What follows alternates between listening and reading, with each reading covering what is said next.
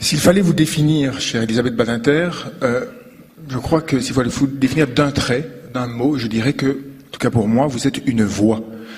Une voix, c'est-à-dire, c'est d'abord un teint. Moi, j'aurais dit poil à gratter. Oui, je sais que vous dites d'ailleurs, vous avez une très belle formule, vous dites à un moment donné, mon métier consiste à gratter le vernis polliné des idées reçues. Je trouve que c'est une très belle définition de votre pratique, mais pour moi, vous êtes d'abord une voix, c'est-à-dire d'abord un timbre. Quand je vous entends à la radio, je vous reconnais immédiatement. Et cette voix que je reconnais immédiatement est à la fois très chaleureuse, mais aussi très ferme, parfois austère et rigoureuse. Donc une voix que je reconnais tout de suite. Et une voix qui a ce talent de, je dirais, non seulement faire livrer, je dirais, à l'opinion publique, sur la place publique, je le disais, des grandes questions, des réflexions, mais je dirais une voix aussi au sens de la voix de la conscience, c'est-à-dire quand je vous entends, je suis pas toujours d'accord avec vous, mais j'ai le sentiment que votre parole, vous ne livrez pas seulement des arguments, des opinions, il y a quelque chose dans votre parole qui vibre, qui est en quelque sorte le socle.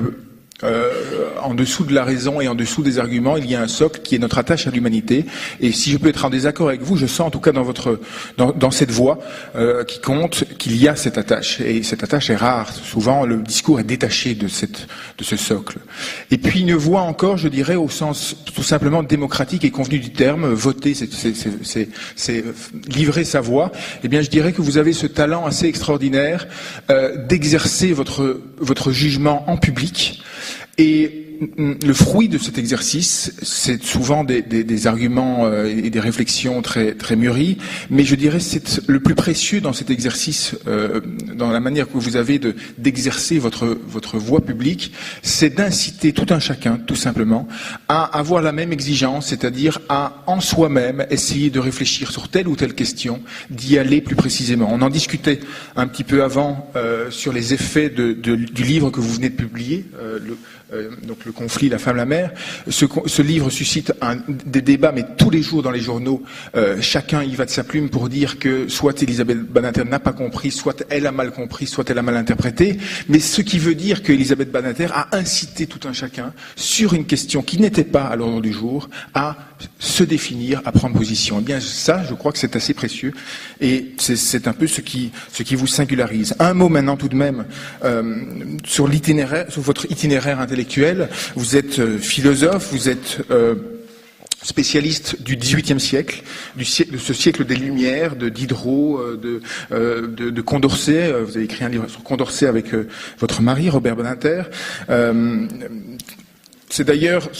dit d'ailleurs de vous, Robert Badinter, je trouve c'est assez juste, que vous pratiquez la révolution en chambre, j'ai noté, comme Kant. Et lui, le politique, lui, l'homme des cénacles et des assemblées, c'est peut-être une manière un petit peu machiste de dire que de vous mettre au foyer, mais je trouve que si la révolution peut se faire en chambre, et mieux peut-être que dans les assemblées, c'est bien vu. Tout ça pour dire donc que vous êtes aussi je crois, vous avez été en tout cas maître de conférence à Polytechnique. Vous avez alterné, vous avez eu deux voies en quelque sorte dans votre réflexion. Une voie, je dirais, qui sont des essais d'intervention comme celui dont on va parler ce soir, d'intervention sur le contemporain, des livres qui ont marqué.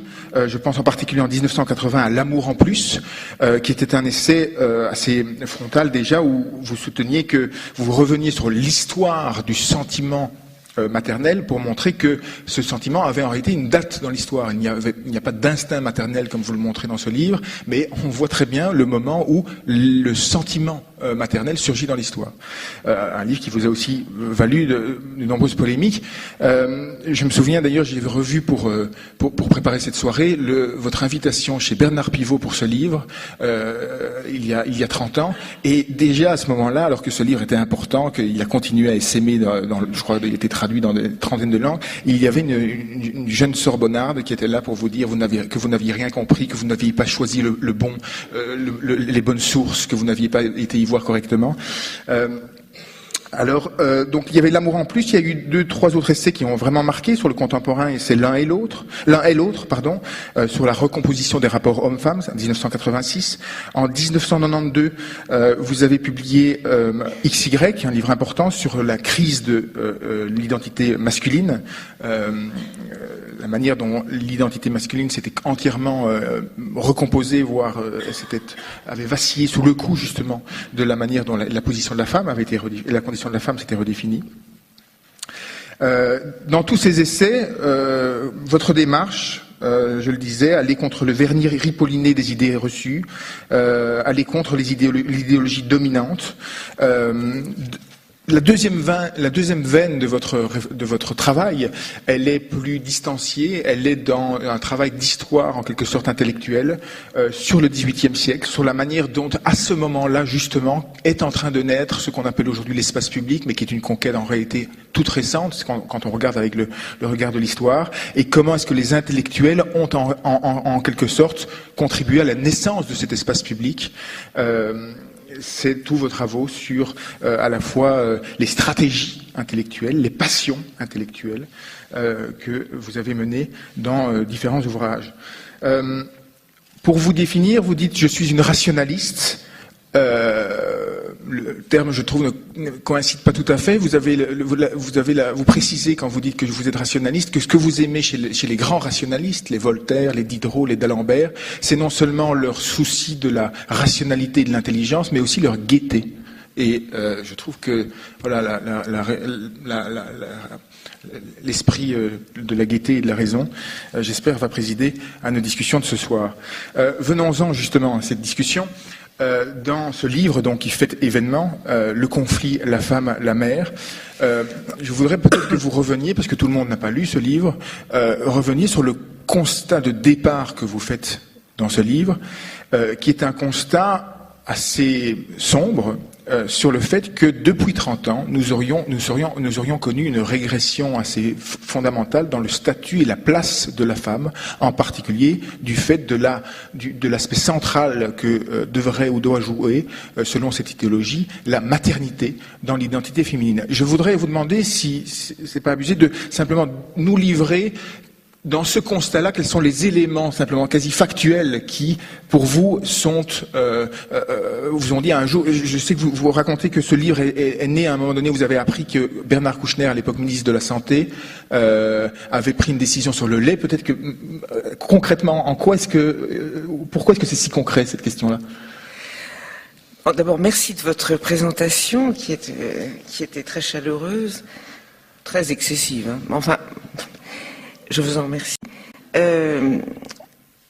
Oui, le départ de ce livre, c'est effectivement un petit fait vraiment anodin et qui n'a vraiment pas fait la une des journaux.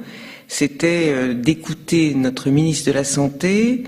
On est en 1998 et j'entends à la radio qu'il vient de signer un décret pour se mettre en conformité avec les recommandations de l'OMS et donc qui sont devenues des directives européennes. Et ce décret était tout simple. C'était que dorénavant, les maternités publiques en France ne pourraient plus donner gratuitement des laits en poudre aux mères qui viennent d'accoucher et qu'elles devraient le payer, et que la publicité pour les laits en poudre était interdite dans les maternités publiques.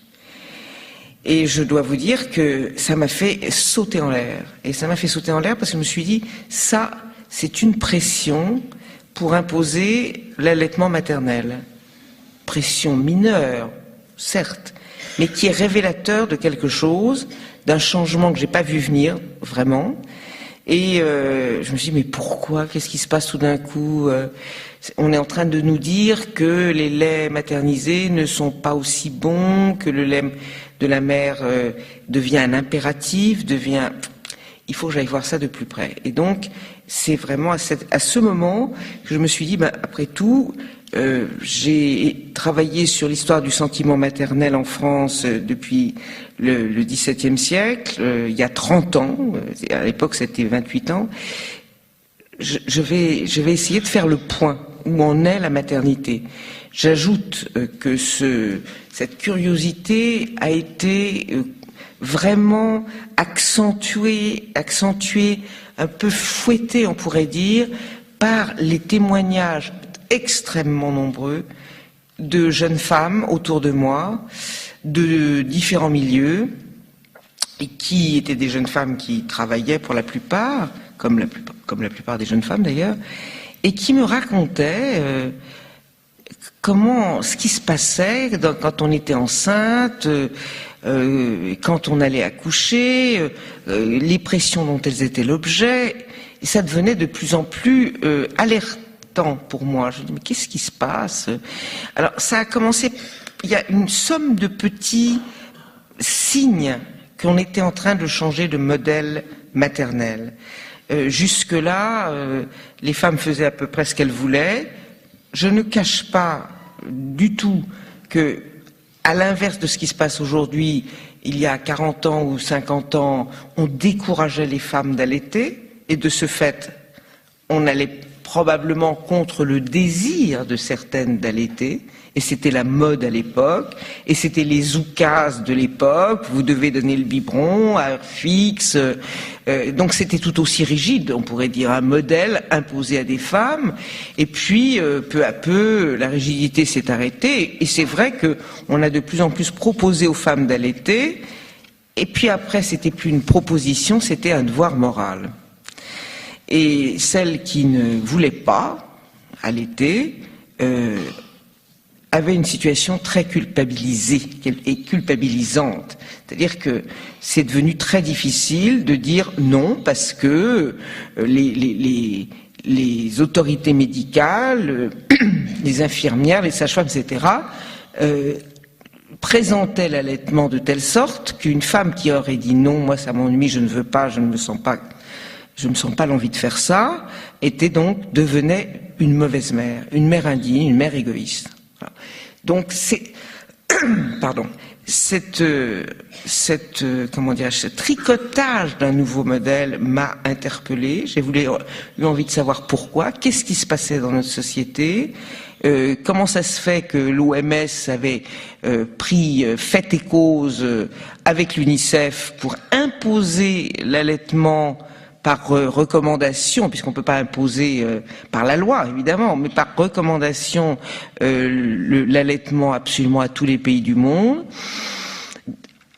J'ai senti qu'il se passait quelque chose. Donc après j'ai été voir. Je ne dis pas que j'ai trouvé absolument toutes les raisons, tous les motifs et que l'analyse est exhaustive, mais j'en ai vu suffisamment en tous les cas pour comprendre que oui, on était en train, par l'arrivée d'une nouvelle idéologie, de redessiner un modèle de mère parfaite. Et ma conviction depuis toujours, c'est que le combat féministe et l'égalité des sexes se jouent là. C'est-à-dire que c'est le sort qu'on fait à la maternité, notamment, qui est, à mon sens, déterminant, absolument, et pour les libertés féminines et pour l'égalité des sexes. D'où, à mes yeux, un enjeu considérable. Et deuxièmement, l'envie d'écrire est aussi venue du fait que ce que l'on me racontait de partout, abondamment, ne faisait l'objet d'aucun débat public. C'est-à-dire que, au fond, chaque jeune femme se retrouvait comme un individu solitaire face au monde médical le jour où elle venait accoucher ou le jour où elle était enceinte et elle commençait sa préparation à l'accouchement. Et donc, elle n'avait, comme il n'y avait jamais eu de débat, comme n'importe quelle personne, individu, citoyen lambda, qui n'est pas spécialiste de rien, on vient pour accoucher, on a accouché, on se dit qu'est-ce que je dois faire? On n'a pas la science infuse, les règles du corps médical changent radicalement tous les 20 ans, toujours d'ailleurs avec la même autorité, et on se dit bon, je prends conseil chez les sachants, ceux qui savent. Et donc, il n'y a aucune défense contre les arguments assénés du monde médical. Et c'est parce que je voyais bien qu'il y avait un travail souterrain, sans débat public, que chacune se retrouvait assez démunie, sans arguments pour résister. J'ajoute que toutes les femmes savent que quand on accouche, on est extrêmement fragilisé physiquement, on est épuisé, on est psychiquement fatigué et qu'on n'a pas le ressort nécessaire pour dire non, moi je ne veux pas et c'est comme ça.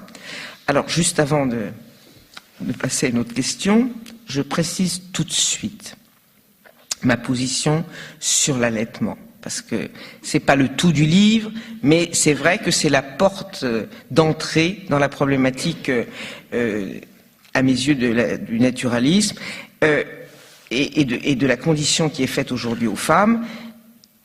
Je suis pas du tout hostile à l'allaitement, je tiens à le dire. Au contraire, je regrette personnellement que celle qui aurait voulu allaiter dans des temps précédents n'ait pas pu le faire. Et pour une raison simple, c'est que je n'ai qu'un seul credo en la matière. C'est que l'allaitement ou pas l'allaitement, c'est une décision si intime, c'est une décision si privée qu'à mes yeux, il appartient à chaque femme de décider librement de ce qu'elle veut faire. Et que nul n'a le droit de faire pression sur une femme pour l'une ou l'autre des solutions. C'est si vous voulez, ce dont je suis profondément convaincu. Et qu'il y ait des femmes, en nombre important, mais probablement pas majoritaire, qui aient vraiment envie d'allaiter, pour lesquelles c'est une évidence, pour lesquelles c'est un épanouissement et c'est un bonheur, je le sais. J'en ai vu, je le sais. Oui, nombre de femmes ont envie de ça.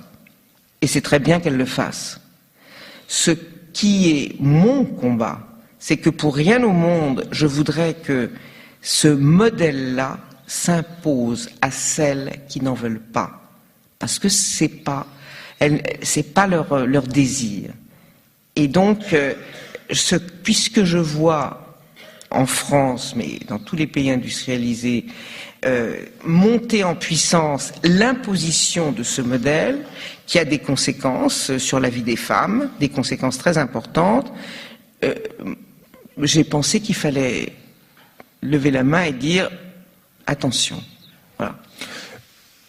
Dans les différents éléments factuels que vous amenez à l'appui de votre thèse, il y a l'allaitement, mais il y a aussi toutes les politiques publiques qui sont envisagées d'accompagnement des femmes qui renonceraient à travailler pour prendre en charge leurs enfants.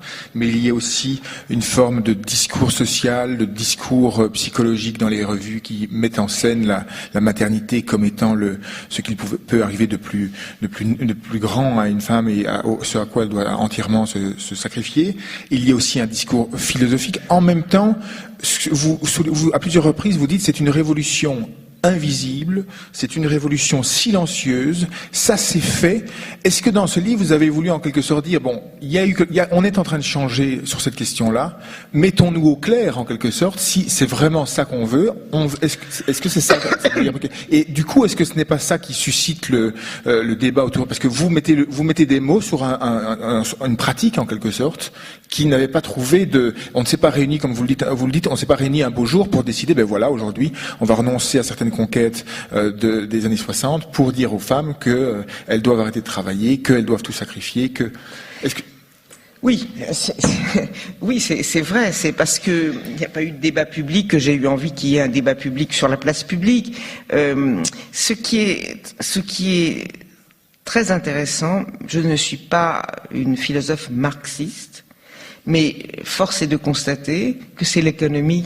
C'est bien l'économie qui est à l'origine de tout ça, à mon sens. En tous les cas, largement.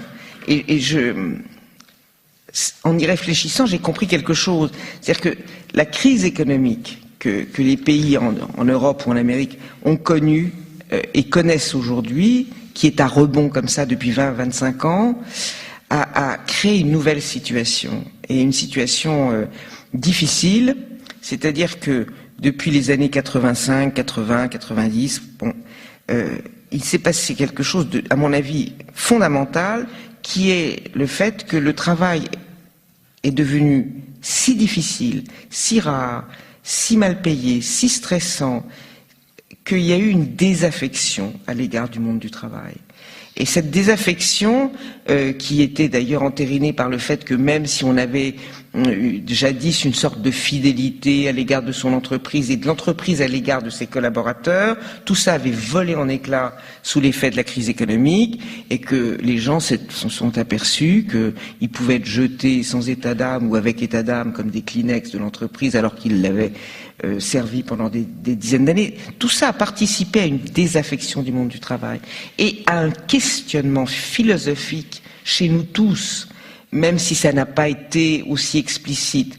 Ce questionnement, à partir de cette situation de crise, ça a été, est-ce qu'on n'a pas fait fausse route? Est-ce qu'on s'est pas trompé depuis des décennies à consommer à outrance, avec ce matérialisme excessif, on a maltraité la nature, on a été indifférent aux espèces animales qui se sont, etc. Un questionnement qui est vraiment d'ordre philosophique et qui a permis justement de se poser une question, et notamment pour les femmes, c'est, mais après tout,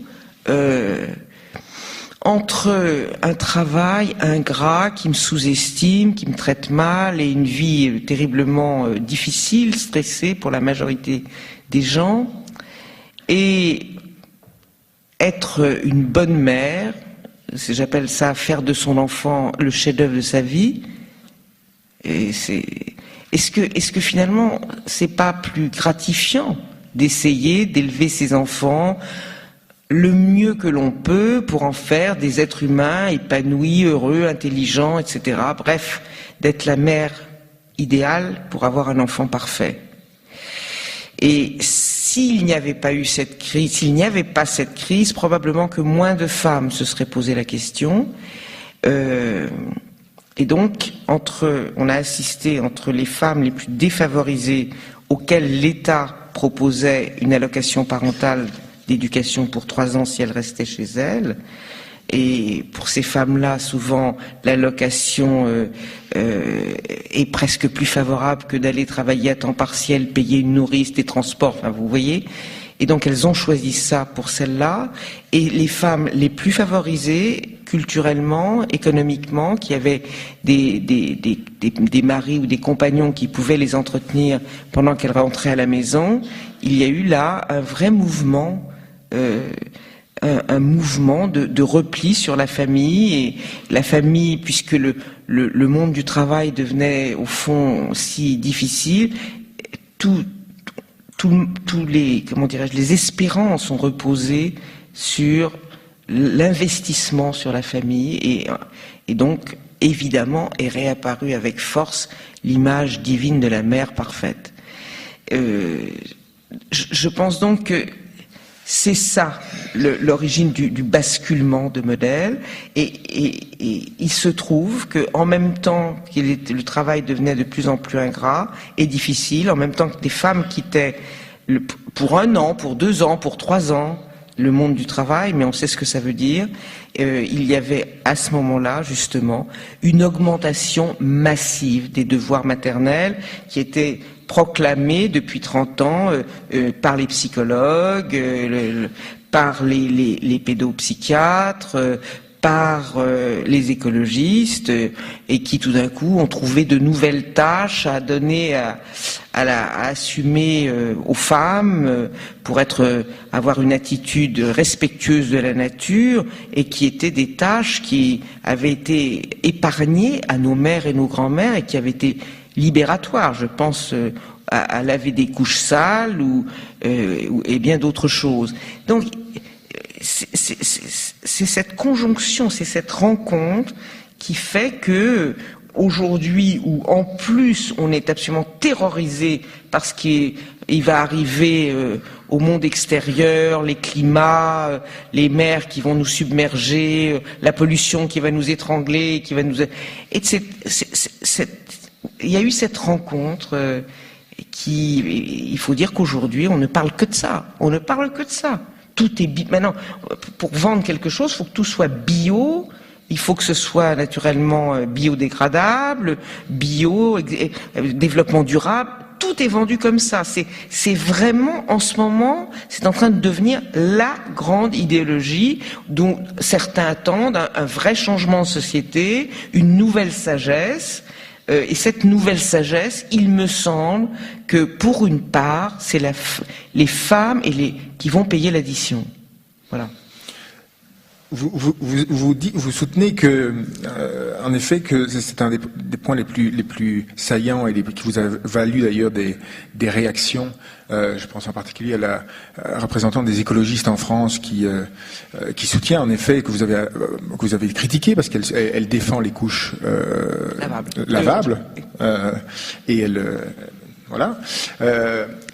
Un des points que vous soulevez, c'est vous dites voilà, l'écologie aujourd'hui est ce discours que nous avons sous la main, est un discours que nous avons sous la main qui s'applique à tout, mais en particulier sur cette question-là, vous dites il y a une alliance des écolos, des machos et des réacs pour redéfinir l'identité de la femme. Et des féministes. Est-ce que vous poussez pas un peu quand même ? Et d'un mouvement féministe. Je dis pas les machos, je dis les hommes sont pas en cause particulièrement. Je dis c'est une alliance des naturalistes, et aujourd'hui les naturalistes, c'est ceux qui remettent la nature au premier plan du destin féminin, c'est les écolos, mais c'est aussi un des courants féministes que je critique et que je n'hésite pas à appeler réactionnaire, oui.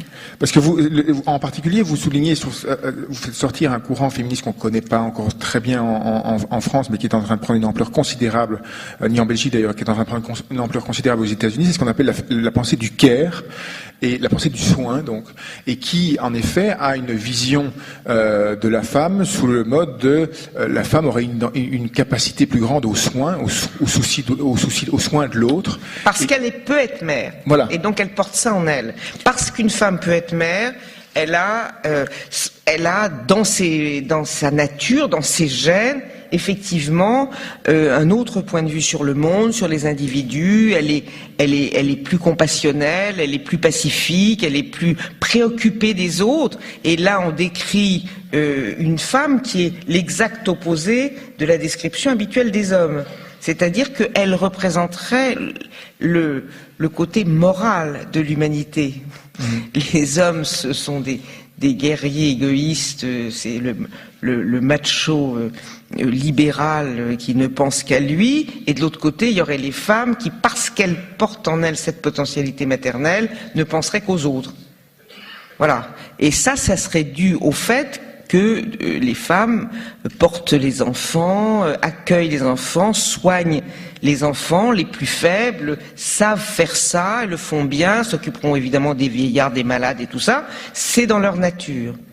Et ce féminisme se définit justement par cette remise au centre de la question féministe, la nature féminine, pour l'opposer au féminisme antérieur, universaliste, qui est le mien par exemple, et qui pense que accéder à l'égalité et à la liberté, ça se fera par le partage des rôles et des fonctions entre hommes et femmes, ce qui veut dire que un homme peut faire tout ce que fait une femme, sauf évidemment porter un enfant, mais les femmes peuvent faire aussi tout ce que font les hommes, y compris d'être des terroristes. Je veux dire que les rôles obligés ont éclaté. Ce féminisme que je dénonce dit exactement le contraire. Vous vous trompez complètement, nous disent-elles, parce qu'en vérité, c'est parce que vous n'avez pas assez pris en considération la nature et l'essence féminine que vous avez raté, qu'on n'est pas arrivé à l'égalité. L'égalité des sexes, ça arrivera quand il y aura deux mondes. C'est la parité. C'est exactement comment dirais-je, le fondement philosophique de la politique de la parité. C'est-à-dire, on est deux catégories différentes, avec des points de vue différents sur le monde, et c'est notre alliance, et nous ferons contrepoids à vos excès, et ce sera notre alliance qui pourra instaurer l'égalité. Donc là, il y a un vrai débat philosophique respectable. Hein. Simplement, moi, j'ai pris position contre ce féminisme-là, qui évidemment, en revanche, prend position contre le mien. C'est normal. C'est un débat. Une des conséquences très surprenantes et paradoxales du constat que vous faites, c'est ce que vous appelez la grève des ventres. C'est-à-dire que vous montrez que dans les pays où cette nouvelle idéologie maternelle est la plus puissante et la plus développée, la charge qui pèse sur les femmes devient tellement lourde qu'elles se mettent à ne plus faire d'enfants. Ah oui, alors ce qui est un paradoxe tout de même, parce que c'est-à-dire que c'est là où en France ce serait l'inverse. C'est très exactement. Étrange. Alors, et en Belgique, je crois. Oui, crois que la Belgique et la France ont des comportements assez et des valeurs assez similaires sur ce point. Alors, cette nouvelle idéologie pour nous Français, de retour à la nature, etc. Elle est une vieille tradition dans certains pays. Je pense à l'Allemagne, l'Autriche, je pense au Japon, je pense à l'Italie et les pays méditerranéens. C'est-à-dire que l'image de la mère est très forte et très puissante et étouffe littéralement la femme. Je m'explique. Dans certains pays comme l'Allemagne, où le taux de natalité est dramatiquement bas, même si les gouvernements allemands ont changé leur politique familiale pour essayer de mettre fin à cette baisse inquiétante de la fertilité en 2004 et de nouveau en 2007, la tradition allemande, qui est justement le modèle que je ne voudrais pour rien au monde qui s'impose en France, la tradition allemande, c'est que quand une femme a un enfant, elle est censée l'assumer complètement jusqu'à ce qu'il rentre à l'école. Pas d'école maternelle. Je vous rappelle qu'en Allemagne, il y avait jusqu'à quelques années quasiment pas de crèche gratuite. Il y avait quelques crèches payantes et très chères. Donc pas de politique familiale pour aider les femmes à travailler, et que quand une femme avait un enfant, il fallait qu'elle arrête de travailler. Simplement, pour une raison très claire pour tout le monde, l'école pour les petits s'arrête à 11h30, il n'y a pas de cantine, et l'après-midi, il n'y a pas d'école. Alors, ça c'est un point. Et que d'autre part, venant conforter cette absence, qui s'explique par ça d'ailleurs, c'est que la société allemande considérait que quand on est mère, on ne confie pas son enfant à une étrangère. Sinon, on est vraiment une mauvaise mère. Et vous avez sur le dos, comme me l'ont expliqué nombre de jeunes femmes allemandes, votre mère, votre belle-mère, votre mari, vos copines, bref, vous êtes une véritable mère indigne. Donc la tradition veut que c'est la mère qui assume entièrement le bébé. Il n'est pas question de le mettre chez une nourrice. Tout ça est très très mal vu. Ce qui faisait qu'effectivement, puisque c'était les mentalités dominantes, ou en Allemagne ou en Italie, pareil, la mamma, elle vaut bien la mouteur. Et ou la mère japonaise. Dans ces pays-là, où les femmes ont fait de plus en plus d'études comme partout, où ont envahi les universités et ont bien sûr envahi le monde du travail pour être indépendantes financières tant qu'elles n'étaient pas mariées, dans ces pays-là, eh bien, les femmes ont trouvé que le prix à payer était trop lourd. Et on a ce taux incroyable d'infertilité en Allemagne, de 26% pour toute l'Allemagne, 26% des femmes qui finissent leur cycle de fertilité sans enfants, et parmi ces femmes allemandes, 38,5% des femmes qui ont bac plus 5 ou 7 et qui ont les métiers les plus importants, qui sont cadres, qui sont dans les professions libérales, n'ont pas d'enfants du tout. Et est né quelque chose dans ces pays, surtout en Allemagne, mais ça c'est en train d'être le cas aussi en Italie maintenant. Ces femmes ont dit, nous on a des métiers on est très bien notre métier, on veut pas tout arrêter, on veut pas tout sacrifier à l'enfant, puisque pour être mère il faut assumer tant de choses, on renonce à être mère. Et ce phénomène-là est un phénomène que l'on observe dans d'autres pays, c'est-à-dire qu'en 30 ans, 25 ans, aux États-Unis, en Angleterre et dans bien d'autres pays, le nombre de femmes qui peuvent avoir des enfants, bien sûr, et qui n'en font pas, ont doublé. Alors je ne vous dis pas du tout que c'est encore une majorité, mais elles sont devenues un phénomène, et elles ont créé ce que les Américains appellent un style de vie. Et ça m'a vraiment interpellée. Un style de vie, c'est-à-dire que, voilà, on est dans une société extrêmement hédoniste, extrêmement individualiste, toutes nos sociétés occidentales sont dans ce cas. Eh bien, il y a des femmes qui ont dit, moi je garde ma liberté, mon énergie, mon argent, pour mon compagnon et moi, si j'en ai un compagnon, et nous préférons ce style de vie. Ça, c'est vraiment quelque chose qui m'a vraiment fait réfléchir. C'était impensable il y a 35 ans. On le doit évidemment à la contraception, le fait qu'on peut faire ça. Mais c'était impensable que le désir d'enfant soit si affaibli que beaucoup de femmes diraient non, finalement, moi je suis heureuse comme ça et je préfère rester comme ça. Il y en a toujours eu des femmes qui n'ont pas fait d'enfants alors qu'elles pouvaient en avoir. Ça existe depuis très longtemps et même c'était plus important dans d'autres siècles parce qu'il y avait les bonnes sœurs, parce qu'il y avait les femmes qui étaient trop pauvres, etc. Enfin bon. Mais d'en faire un style de vie enviable, c'est quand même une nouveauté. Et quand on regarde pourquoi, et cette chute de la natalité dans les pays qui ont cette philosophie-là, cette vision d'une mère exclusive, intensive, on peut très bien dire, moi je trouvais épatant de rester 6 mois chez moi à m'occuper de mon bébé. Ça, c'est pas le même cas de figure. Mais que les femmes ne veulent pas rester 3 ou 4 ans ou chez elles pour élever un bébé, pour élever un enfant, et qu'elles veulent pouvoir et avoir l'enfant et avoir aussi la poursuite de leurs intérêts personnels, c'était, si vous voulez, le modèle qui peu à peu s'était imposé un peu partout, dans les pays autres que l'Allemagne, etc., que l'Italie.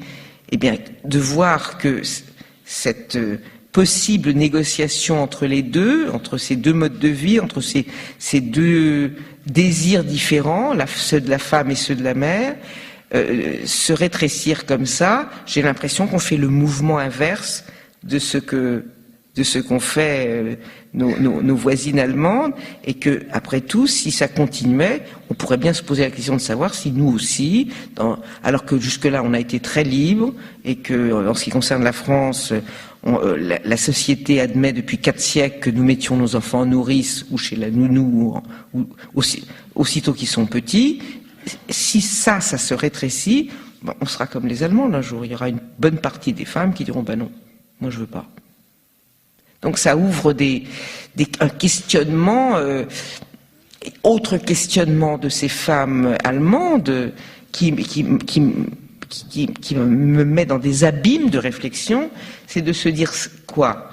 Les femmes qui peuvent avoir les métiers les plus gratifiants, les plus excitants, les plus épanouissants, elles choisissent de ne pas avoir d'enfants. Est-ce que ça voudrait dire que dans certains pays, alors ce sont les femmes qui n'ont pas accès, qui n'ont pas la possibilité d'avoir ces activités-là, qui soient bien gratifiantes et intéressantes, qui vont faire des enfants? Autrement dit, est-ce que c'est les plus défavorisés qui ont pour principal objectif dans la vie, qui ne pourront avoir d'autres objectifs dans la vie que elles de faire des enfants? Et ça m'a beaucoup impressionné de lire des articles de Longman, cet Américain très très républicain et très traditionnaliste, pour pas dire un autre mot, et qui dit mais il faut revenir au patriarcat pour qu'on fasse des enfants. Voilà. Mais justement, sur cette question-là, est-ce que le fait que la chute de la natalité dans tous les pays occidentaux, drastique, de 30 à 40% en un demi-siècle, est-ce qu'elle ne tient pas, plutôt qu'un discours écolo-réac sur les femmes, au fait tout simple qu'aujourd'hui les enfants, les individus font des enfants par choix et par liberté, et que donc le poids de responsabilité est beaucoup plus grand qu'à l'époque où on faisait des enfants par devoir, par nécessité ou par. Je me souviens que je vous avais contacté à un moment où on avait fait un dossier dans Philosophie Magazine sur pourquoi fait-on des enfants. On avait fait un sondage d'ailleurs que vous mentionnez dans ce livre, et il était apparu dans ce sondage où on posait cette question tout simple qu'on n'avait jamais posée dans un sondage: pourquoi fait-on des enfants? Et la majorité, on avait été très surpris du résultat. La majorité des réponses, ça avait été non, ni par devoir, ni par amour même, mais pour soi, pour se faire plaisir à soi. On se fait un enfant pour soi. Et donc tout ça pour dire que est-ce que le fait qu'aujourd'hui c'est la liberté individuelle, le choix individuel et donc la responsabilité qui est derrière les enfants, est-ce que c'est pas ça qui est derrière il y a des gens qui peuvent dire moi je suis pas à la hauteur de ça et peut-être que je serai meilleur ailleurs. Non, mais vous avez parfaitement raison. C'est vrai que le fait d'avoir à arrêter une contraception fait que c'est un choix quand même. On y pense. On se dit maintenant il est temps. J'ai envie d'avoir un enfant. J'ai envie d'avoir un enfant. Souvent on dit j'ai envie d'avoir un enfant comme on dirait j'ai envie d'avoir un bonbon.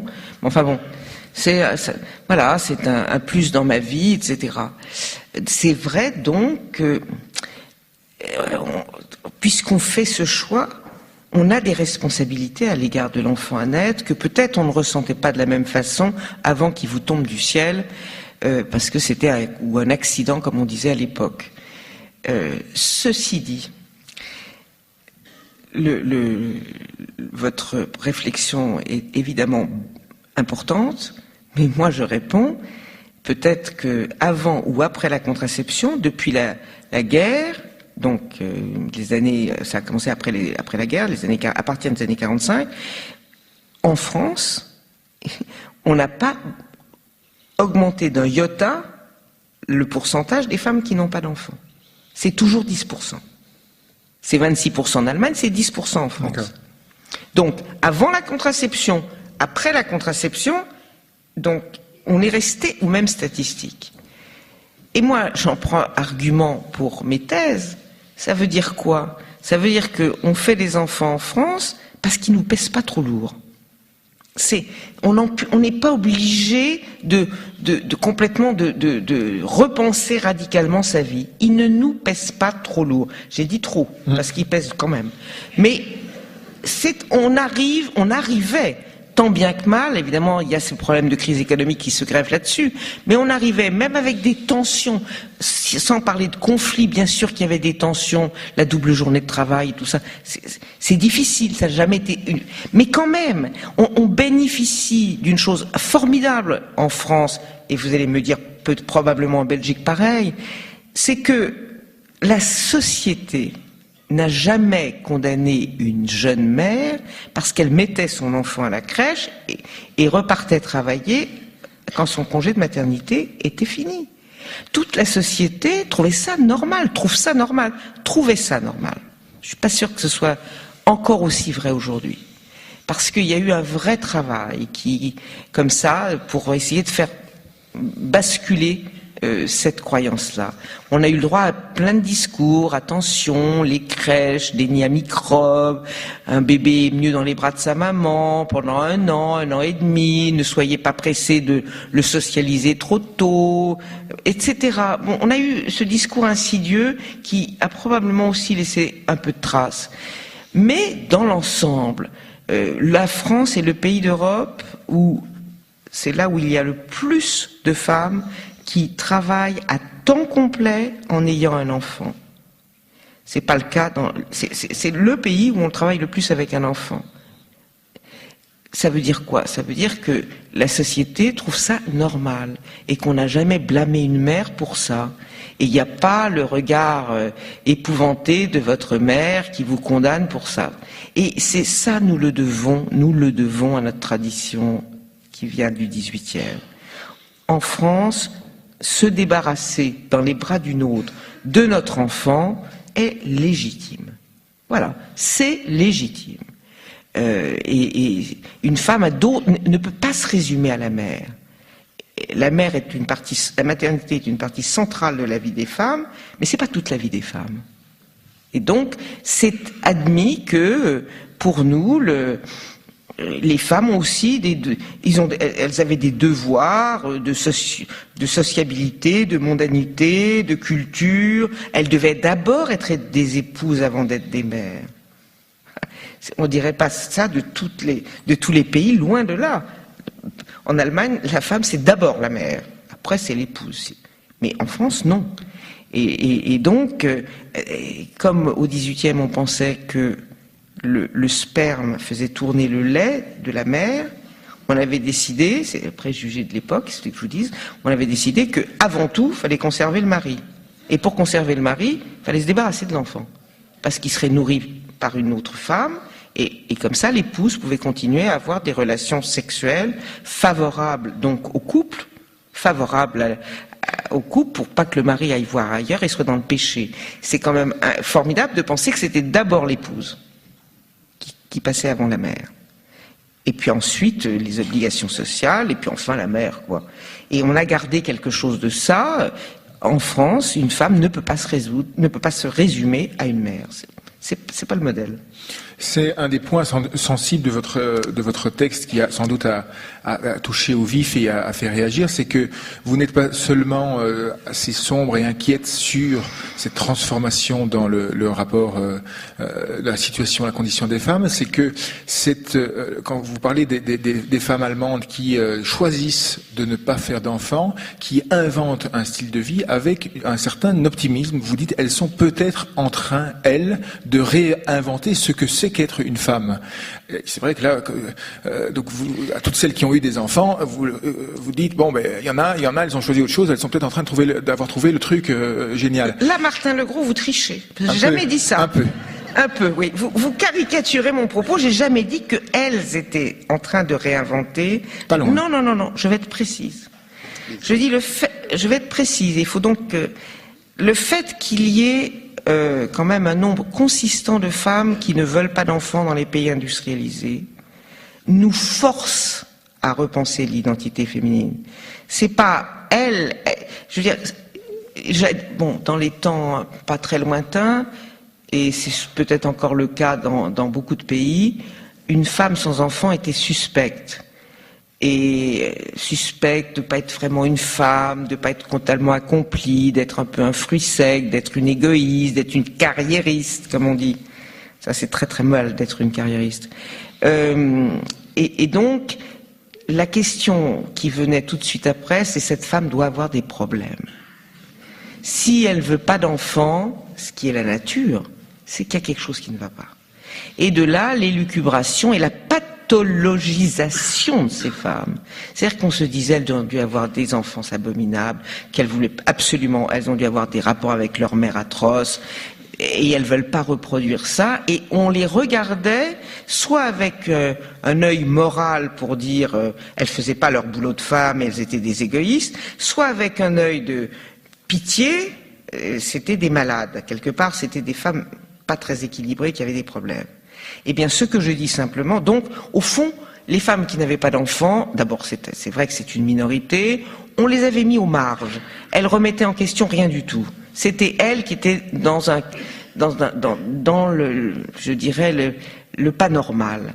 Mais quand on a, comme dans certaines sociétés, un nombre si important, un pourcentage si important de femmes qui disent non à la maternité, c'est pas mon truc, j'ai pas envie et je me réaliserai autrement, et je ne m'en sens pas moins femme qu'une mère, que même mieux ces femmes sans enfants qui ont répondu à beaucoup de questionnaires dans tous les pays anglo-saxons, elles disent même, écoutez, moi je veux bien, mais moi je me trouve, moi qui n'ai pas d'enfant et qui ai un compagnon, je me trouve infiniment plus féminine que ma copine d'à côté qui a 3 enfants et qui fait la mère toute la journée. Je la trouve pas sexy du tout. Je trouve que elle est beaucoup moins féminine que moi, parce que moi je garde tout, mon attention, je fais attention à moi pour mon compagnon. Je suis peut-être plus libre de mon temps, de ma sexualité, donc je sais, comment dirais-je. Je joue tout sur l'intimité du couple, on fait beaucoup plus de choses ensemble, c'est les arguments émis, ça ne veut pas du tout dire qu'il faut s'en tenir là, bien sûr. Mais quand il y a tant de femmes qui sont comme ça, comment on va continuer à penser qu'elles appartiennent à la pathologie? Comment on va les exclure pour dire elles n'ont pas d'enfants, elles sont pas mères, elles sont pas vraiment femmes? Je dis simplement, c'est là où je dis que Martin Legros exagère un peu, je dis simplement que leur existence, leur choix nous contraint à repenser la définition traditionnelle de l'identité féminine par la maternité. Ah, vous me direz, oui, mais elles ont une potentialité maternelle qu'elles n'exercent pas, mais elles ne l'exercent pas et elles n'en sont pas moins femmes. Peut-être même le sont-elles plus que d'autres qui sont mères. Je veux dire, est-ce qu'on peut continuer à dire c'est la maternité qui est l'essence même de la féminité? Je n'ai pas la réponse, de même que je n'avais pas la réponse sur l'identité masculine. Je pense qu'on est dans une révolution de notre appréhension des deux sexes considérable. Je ne sais pas qui nous sortira de ce questionnement identitaire que je trouve extrêmement troublant, peut-être même angoissant, mais le fait est, c'est que pour ma part, je ne me résous pas à dire que ces femmes sans enfants, il leur manque quelque chose pour être des femmes accomplies. Je ne le pense pas. Et c'est pour ça que je dis que ça nous force à repenser tout ça. Voilà. Je ne dis que ça. Je n'ai pas dit qu'elles étaient en train de créer la femme du 22e siècle. Elles inventent un style de vie. Mais elles inventent un style de vie. Il faudra en tenir compte. On ne peut pas continuer à fermer les yeux en disant elles comptent pas, elles sont ceci, et avoir des jugements moraux ou psychologiques sur elles. Elles sont probablement tout aussi normales que les mères. Et alors, encore une chose que je voudrais dire, assez de l'argument constamment répété, qui consiste à dire que les femmes sans enfants ont probablement eu des problèmes, laissant entendre que les femmes avec enfants n'auraient pas de problème. C'est ridicule.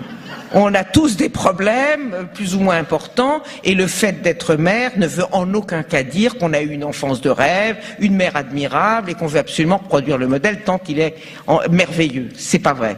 On peut aussi... voilà. Avant de céder le micro à la salle, je voudrais vous poser une dernière question justement sur cette question de la redéfinition des identités sexuelles. Est-ce que le fait que vous disiez, bon voilà, on connaît une dissociation aujourd'hui dans la condition de la femme entre, vous prônez une dissociation entre la maternité et l'identité féminine, puisqu'on peut être pleinement femme sans faire d'enfant.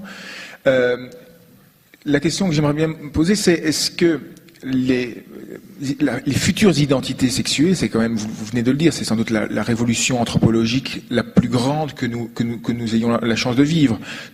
Dans toutes les sociétés connues de l'humanité, l'homme et la femme ont toujours eu un rapport hiérarchique inégalitaire, et c'est peut-être, on invente quelque chose.